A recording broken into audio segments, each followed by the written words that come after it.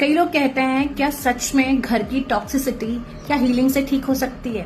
बिल्कुल ठीक हो सकती है, लेकिन घर की टॉक्सिसिटी उन सभी लोगों पे डिपेंड होती है जो घर के बड़े बुजुर्ग होते हैं, घर के लोग होते हैं जो पैटर्न्स को कैरी करके चलते हैं और उसके साथ दूसरे लोग भी उस पैटर्न का हिस्सा बन जाते हैं।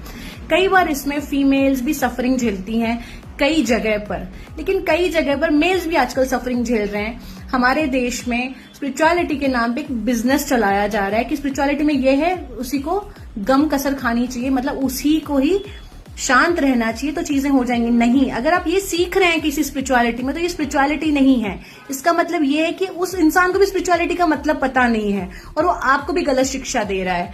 कहीं ना कहीं उस पैटर्न को, उस फैमिली के पैटर्न को ब्रेक होना पड़ता है, जैसे कि मैंने ब्रेक किया।